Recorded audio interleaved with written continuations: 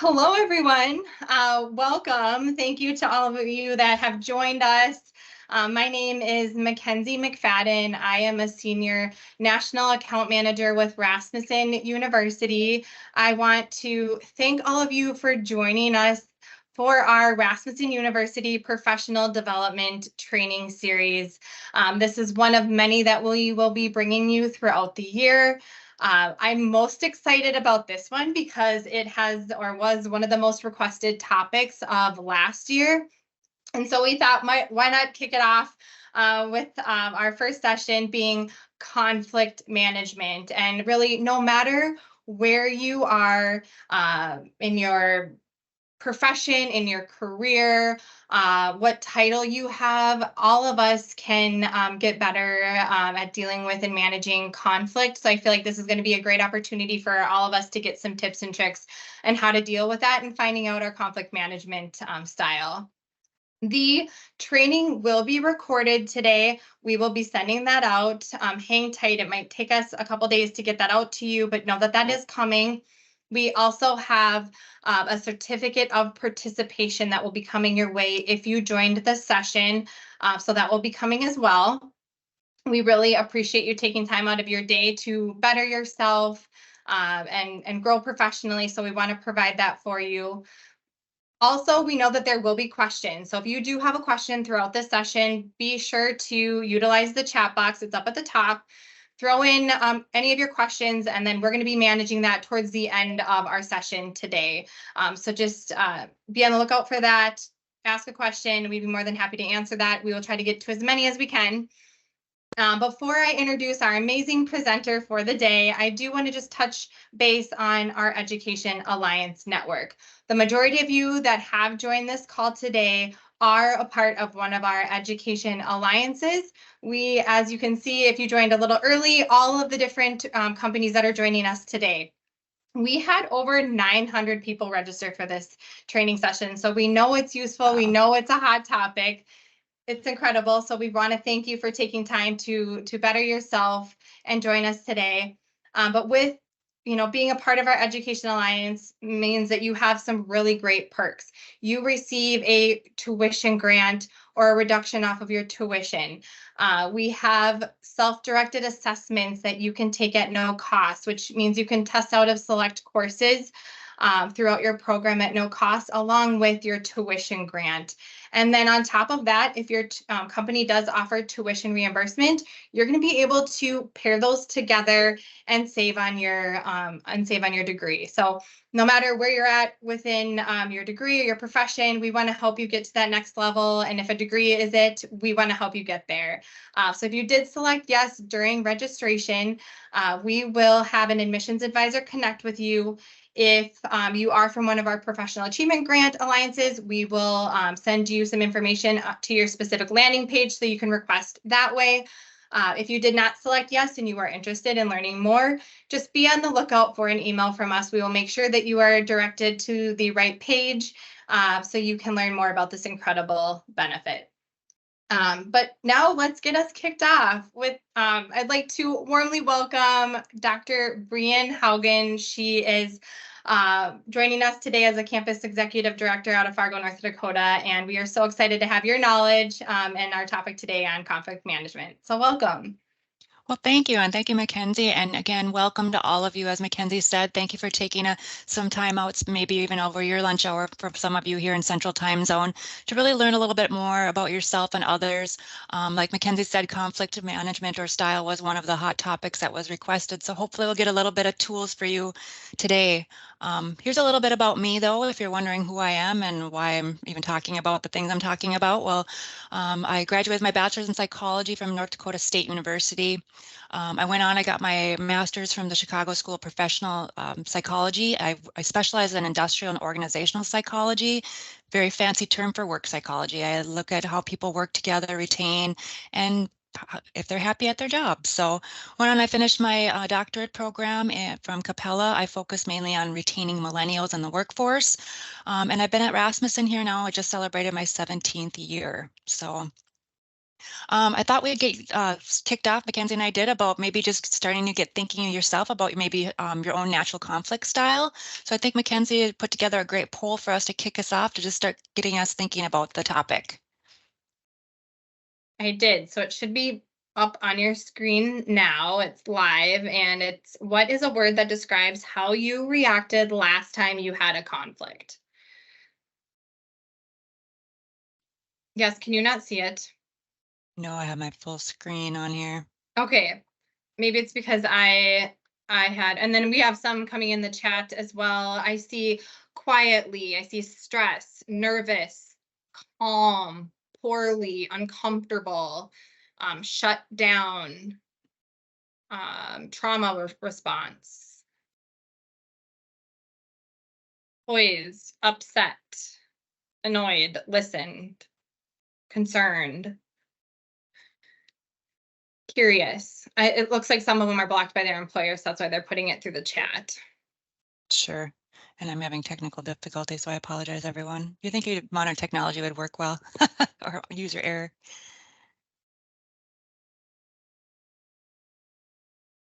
We have defensive, puzzled, thoughtful.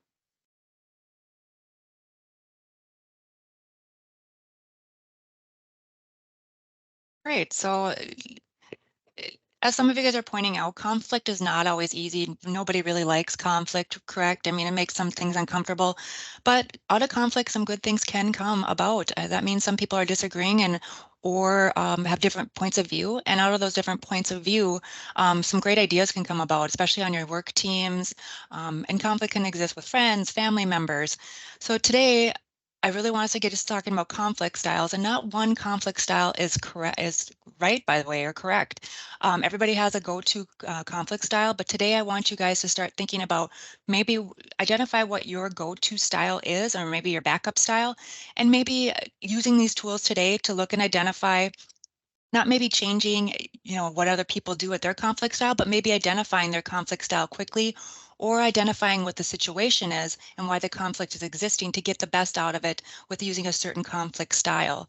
So today we'll talk about the pros and cons of the 5 main conflict styles that do exist. But today, let's start off and try to figure out what your main conflict style is. So if you have your piece of paper and pen ready, we're going to go through. I'm going to read 15 statements, and I want you to be completely honest with yourself.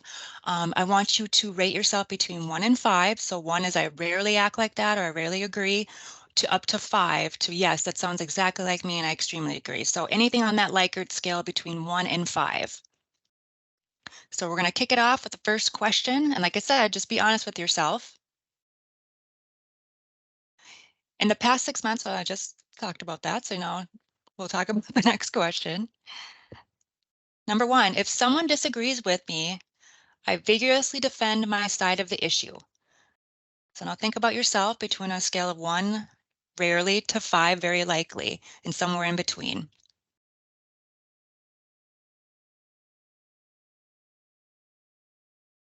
Next question, number 2, I go along with suggestions from peers, even if I don't agree with them.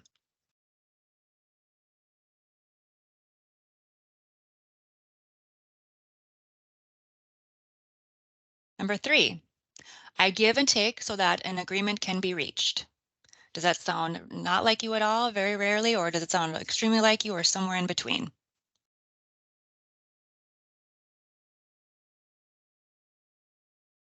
Number 4, I keep my opinions to myself rather than openly disagree with people.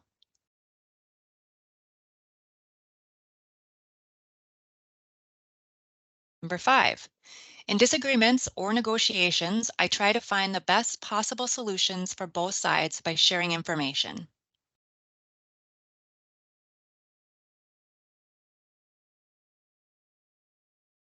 Number 6, I try to reach a middle ground in disputes with other people. Does that sound not like you at all, extremely like you, or somewhere in between?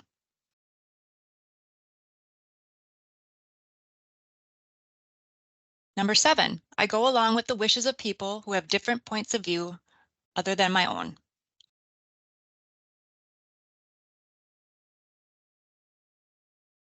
Number 8, I refrain from openly debating issues where there is disagreement.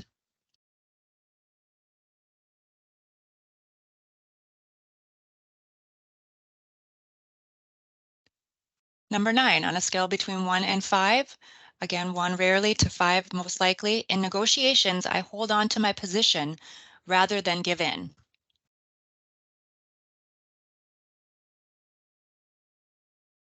Number 10, I try to solve conflicts by finding solutions that benefit both me and the other person.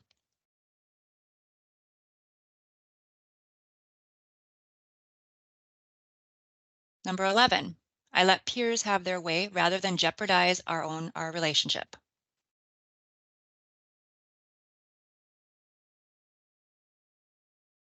Just a few more to go, guys. Number 12, I try to win my position in a discussion.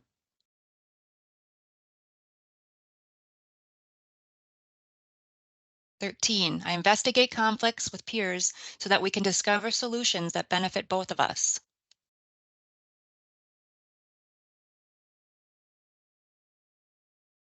Number 14, it is not worth the time and trouble discussing my differences of opinions with other people. And last question, number 15, to reach an agreement, I give up some things in exchange for others. So now for the big reveal from these questions, what do we assess what your main conflict style is? So in the last 15 statements, I want you to total up total points for each of your question. So the one with the highest score is going to be your most commonly used strategy. The one with the lowest will be obviously your lowest used preferred strategy. And so what this looks like on my next slide here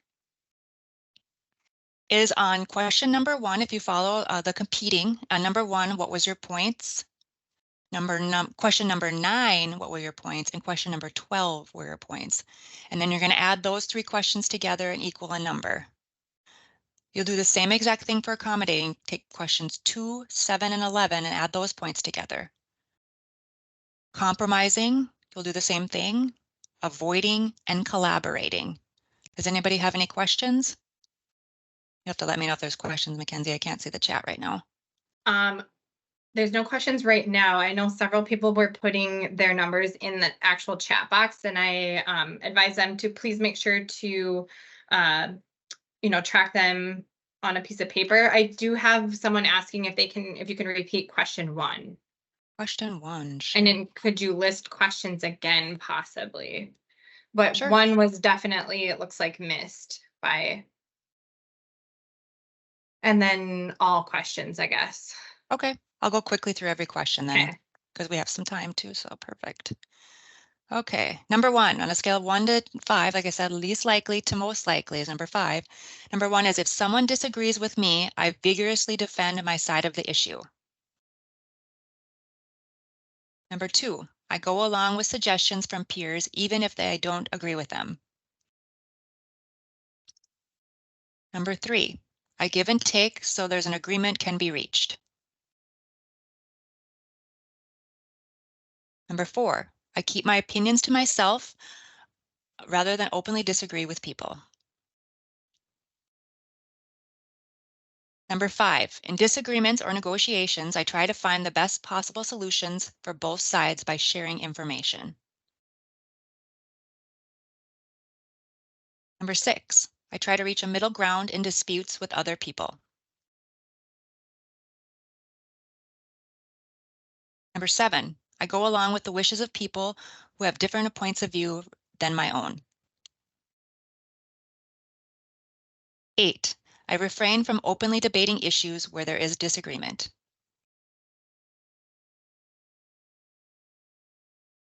Number 9, in negotiations, I hold on to my position rather than give in.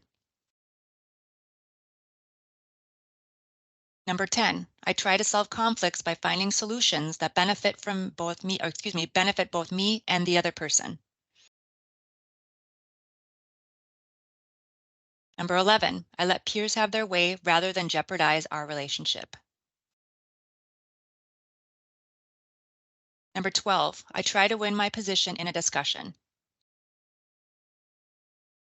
13, I investigate conflicts with peers so we can discover solutions that benefit both of us. 14, it's not worth the time and trouble discussing my differences of opinions with other people. And the last question, to reach an agreement, I give up some things in exchange for others.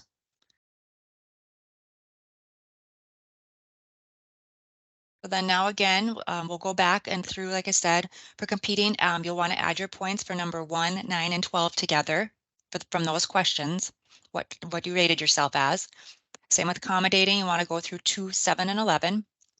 Compromising, 3, 6, and 15.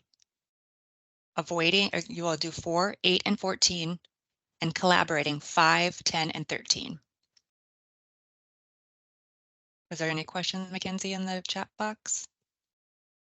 I don't see any. I'm going to snip clip this little slide into the chat so people can see that in case they need it to tally up as well. We don't have each of the questions listed, unfortunately. Someone asked if we could post the questions in the chat. Unless you have those, I don't have access to those, but that's something that we could I can after this. note and Yeah. Yeah, Definitely. I could put it all together. I'll put them in the chat after we end and you can still read through them. Okay. No problem. So yeah, hopefully I gave you a little bit of time. And like I had mentioned a little earlier, there's no right or wrong conflict style. And the purpose of this training is just for you to recognize, oh, I have a main go-to style no matter what kind of conflict I'm in, but also recognize that there's other conflict styles and then recognize other people's conflict styles to see how you can best benefit by maybe changing your style a little bit for that particular situation to get the best out of it so you can find some mutual ground or solutions. Also, there's particular situations that certain conflict styles are better than other conflict styles to use. So let's go through each of these styles. There are obviously the 5, the competing, the accommodating, compromising, avoiding, and collaborating. So if you look on this scale here, this is the 5 that we are going to be discussing today.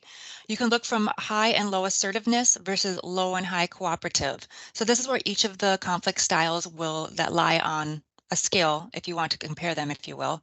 So with accommodating, you're very highly cooperative with other people, but you're very low on your assertiveness. Like for example, or avoiding.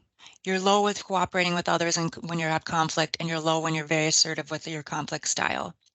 So you can see how they all compete. Like I said, there's no right or wrong way. It's just a good way of looking and analyzing a situation and trying to get the best out of conflict. I mean, like I said, there is benefits.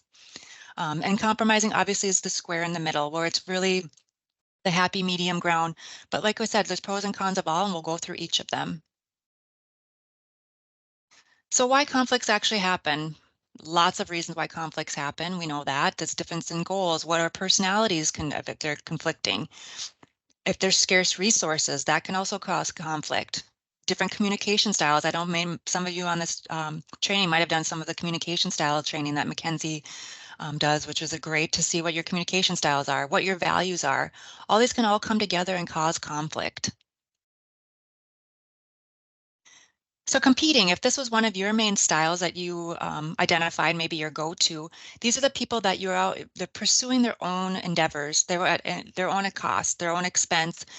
They always want to have everything benefit mutually for themselves. They defend a position you believe is correct or simply just trying to win is what a competing conflict style would be. Now, some pros and cons. So this would be great if you're competing, if you need quick, short decisions, if something unpopular course of action needs to be taken. So if you're a manager and a decision needs to be made, you're protecting yourself from being taken advantage of. You need to assert your desires and needs in a particular situation. Again, like I said, if there's scarce resources, like I said, in one main conflict source, and it encourages personal growth and challenges individuals if you are competing too in that particular situation. However, competing can always lead to maybe if you're always competitive in your conflict style, it's going to be leading to be overly competitive and you're going to try to win at any cost. It could cause hostility and aggression in the workforce or amongst your friends or family. And it's really kind of a win-lose approach. Really, you're winning and the other side is just losing. Well, not both sides are met. Accommodating. So like I said, this was a low on the scale of assertiveness and cooperative. You're kind of just accommodating the sides. Individual neglect, you're neglecting your own needs basically just to satisfy the needs of the others. It's a great conflict style because you're being generous and you're helping the other person grow or get the needs that they want. However, pros and cons of this conflict style is that if you're accommodating, you're preserving the peace and you're creating a very harmonious environment on the workforce or with your friends or your family. It might be a good reason to be accommodating when you're like, oh, crap, maybe I was wrong. So now you want to do an accommodating conflict style. You want to build up social credit for the future, or maybe if you're a manager, a leader, you want to maybe accommodate with your followers or your employees. You want to develop them to allow to make their own mistakes, to kind of research their own. So with taking on this conflict style, you're creating a sense of teamwork too. So there's lots of pros of this, but actually this lack of assertiveness can also leave your own needs like you're sacrificing your own needs all the time. And this can also cause frustration for yourself if you're constantly using accommodating conflict style. You're going to start with feeling resentment of other people, feeling that your own priorities are being ignored. Avoiding. There's lots of people that just avoid conflict. I mean, why deal with it? Why create the stress? These are the people that I'm just not going to answer. I'm not going to take the time to answer. Maybe if I don't address it, it's going to go away. There obviously are pros of using this particular conflict style, but also avoiding can lead to a lot of serious other issues. I mean, the cons obviously is you're going to not develop and you're not going to see like put yourself in difficult situations and grow from those situations. Avoiding can cause tension because if you're avoiding a situation and you're both in the same room and no one's talking, that creates a very uneasy environment if you're just avoiding it, not creating and solving that problem that's in there, what the conflict is causing. Some positives though, it can keep from arguments, like I said, it can keep a peaceful environment. It also is a positive where you're taking some time to maybe avoid the situation for a little while, but think about things for a little bit, reflect, and maybe give a thoughtful answer afterwards. So avoiding can be at least used as giving a tool to give you the time to reflect and come back and resolve the issue with a thoughtful answer.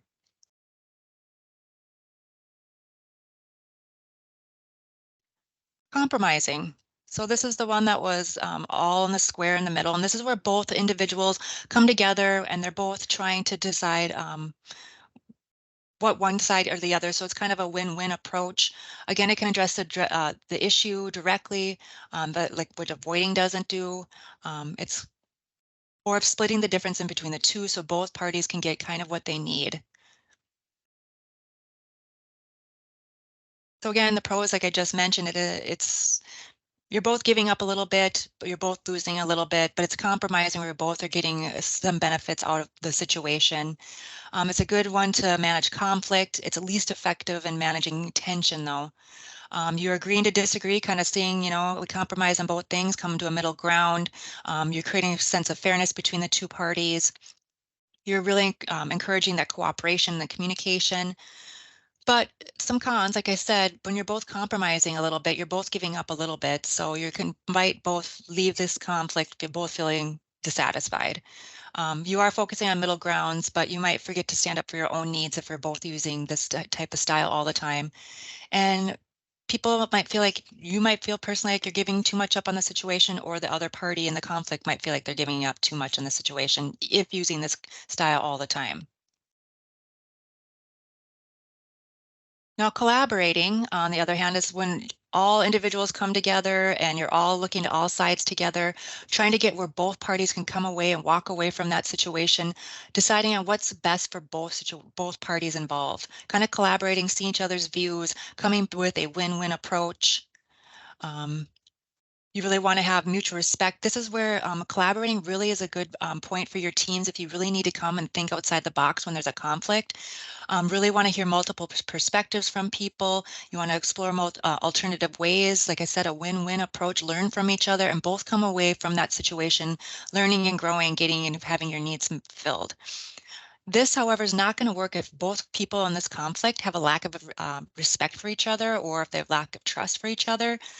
This will lead to one party holding on to communication from the other, and that communication could be a key piece in really collaborating and making both parties come ahead in this particular situation. Another con also is it can be very time consuming to really sit down and take the time. So not really a conflict style when a quick decision needs to be made. However, if there's the time, it can be a great benefit conflict style, coming together and working with the other individual or groups that are conflicting. All right. So with that, I know we only have so much time with over lunch, and we have questions, and I know we have another poll coming up. So what questions do we have? I know we could dive into this topic a lot longer. So we have quite a few that want a follow-up document with this information. So I said Perfect. that's something that we can absolutely put together and send out. Yes, great. And then we have, what is the main difference between compromising and collaborating? So compromising, it would be where each person is kind of giving up a little bit. So like maybe you both have the needs, or both have this conflict against each other. Where one person, you both have a bunch of needs, and when you're compromising, each party is giving up a little bit of those needs though. Collaborating, on the other hand, is where you're both trying to both have some win-wins where you want to come away together. You both want to kind of mutually come up with the answer together to collaborate to find that conflict, that resolution to the conflict, I should say. And then And I again, have, go ahead, I'm sorry. nope, you can go. Oh, I was going to say, I was going to go back to that little graph to show you kind of what I was talking about. So I if you also look put here, that up in the chat as well for people to see. yeah, so perfect here, collaborating versus accommodating. So with the collaborative style, both parties are very high with cooperating. Both parties want to cooperate with one another. But when you're collaborating versus accommodating, one party has high assertiveness, where the other party has low assertiveness of what their needs are. So one party is getting a little bit more out of the situation, if that makes sense, on this high and low versus cooperative scale.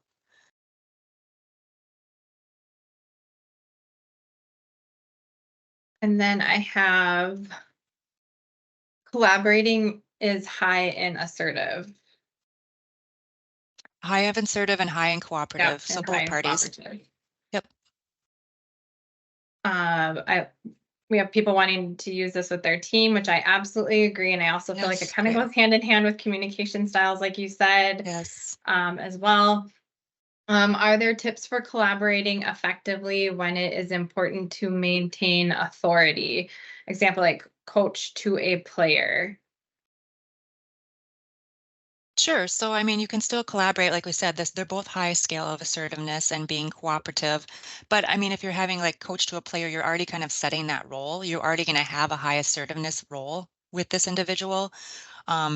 You still want to get them to have a little bit buy-in. So you by yourself are already going to have that authority, I can't even talk, to be assertive. So you're already set in that role, but you also want to collaborate with them and get their buy-in from that particular employee, like you said, coach, if you for an athlete, anything, you really want to get their buy-in too. So you want to get their collaboration. What are their thoughts and ideas? So while asserting your authority, you're also getting their ideas and collaborating with them. And then once they see the buy-in, they're going to be even more wanting to do whatever goal your team has, whatever productivity that you want to drive, by really getting that and getting their feedback, and not just telling them what to do by just competing with them and just saying, you're doing this and this is the way it's going to be done. So it is a good way to coach people. I love that. And so true. In a large group where there are individuals with each style, what is the best way to try to move forward when there's so many differences? Yes, there's definitely going to be a lot of differences on teams with conflict style, communication styles, everything like that. Like we just said, compromising, like I said, is the most ideal if you do have the time. So you kind of go around, have everyone state their needs, and what they want to see as the solution. Like I said, it's a good way to have everyone think outside the box, collaborate, and have some really good team productivity if they are voicing their opinions. Obviously, it's not going to always be ideal. People are going to always maybe still think that their particular conflict style is the best. But as the leader, as the coach, as the mentor, you're going to want to still try to bring the best out in everybody and try to have them get that open dialogue and do the compromising style. One other question I have is, how does online conflict affect style, or is that like, do you have any information on that? Like online maybe- being like working virtual or working remote? Yes, I would assume so, like kind of virtual conflict. Yeah, so virtual, this is like a new, well, not new, because now we're coming more after COVID, where virtual texting, virtual meeting, virtual emails, where you're not really directly in a room, is really helping people to probably use the avoiding conflict, obviously the best, or being passive aggressive. So it is also creating some challenges. That's why a good one tip would be like for my team, I usually require them when we're on camera because I do have a hybrid team. They do work on campus and they also work remote. So really trying to get that visual contact if they're not in the same room to really not be able to just cut themselves off if there is some sort of conflict. So those are just some tips and tricks I use when I have to use the virtual environment for my employees. So I love that. And it's a new world, but it's also something that we're dealing with all the time now, no matter really where we work and what position we have. What is the best style for a quick or for quick tactical decisions? That would actually be competing. Like I said, it sounds really terrible that you're competing with somebody, but if you know a tough decision needs to be made, and maybe it's not really a popular decision, but you know it's going to be the right decision for your team or for your organization, it's going to have to be competing, because if you know what the right thing is going to be, you need to stand your ground and say, this is the way it's going to go. Again, it's not going to be the most popular, but the most effective for short term. Sure, that makes sense. I'm not seeing any other questions. I think I tackled all of them. There's a lot of people requesting handouts, so we will absolutely create one. I don't know if Brian has one, but her and I will get together and make that happen for you. So hang tight on that. That will be coming, as well as the recorded version of this session to you, but hang tight on that as well. And then that certificate of participation. I just wanted to make sure that you guys are all aware that that will be coming. We won't provide a copy of the slideshow, but you will receive a recording. If you are interested in potentially doing this training, maybe with a team, that's maybe something I can help with, or connect with Brian. So just let us know. But we are more than happy to answer any other questions that you might have. I think we have about 5 more minutes left of our session today. Yes, thank you again for joining. And like I said, it's tough when we have a short amount of time. There's so many great professional development topics that you can delve into. Hopefully I got my point across today that conflict is natural. It's healthy too to also have conflict, and out of conflict, some good things can come. You're never going to change another person, but you can change yourself. And hopefully these small, quick little tools can help you identify maybe what the situation is, what causing the conflict, time you have, and what needs to be made, the decisions. And yeah, like Mackenzie said, we'll get some handouts for you. You can use with your team. And then I'll get those questions together too for you as well. So you'll have those. But thank you again. And Great. I think, Mackenzie, you have a poll too? Yeah, I do have another poll for you guys, because we are very curious what you are interested in kind of learning more about as we develop more of these professional development sessions. So the poll is now live for that. So please let us know what you would like to see as far as topics go. Already scheduled coming up for February and March, which include emotional intelligence and then igniting excellence. So I know those are going to be really great. They're coming from experts within the field from Rasmussen University. So be on the lookout to register for those. We'll be sending that out as well. Otherwise, please let us know the training topics that you would like to see. And I see it did not launch here, so I'm trying to get it to launch.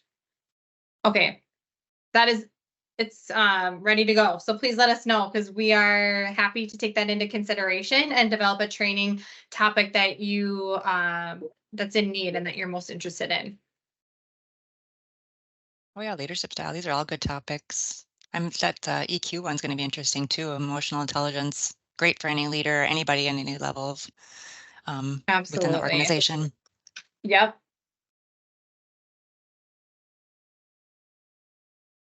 And then again, Negative just to feedback. kind of review, I have messages coming in like crazy here, but we appreciate you joining again today. Be on the lookout for emails. You may be getting several from us because you're going to have some that will have ways for you to learn more about this opportunity with education benefits. We will have the recorded session for you. We will have the handout for you. So just hang tight. Like I said, we will get everything out to you. And if you do have any questions, please let Brian or myself know. We'd be more than happy to assist you. Yes, definitely reach out. It's great. We can all learn from each other and definitely willing to help. These are some great topics you guys have on here. Communication styles. Mackenzie has a fantastic communication style training. Yes, we already have that developed for you guys. So if you're interested, connect with me or the account manager that connects with you with this follow-up email, reach out to them and we would be more than happy to set that up for your company.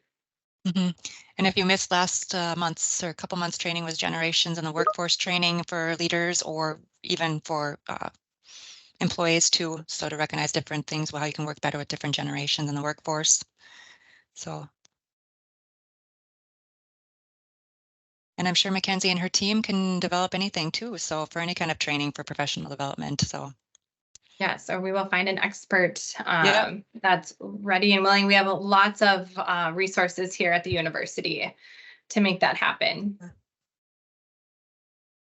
Mackenzie, can you maybe send the recording out of the generations on there? It looks like an individual is asking about that one too. So. Yes, I can. I'm not sure. On my end, I see an unknown user. So mind reading tips, yes, that would be very helpful for my team and me.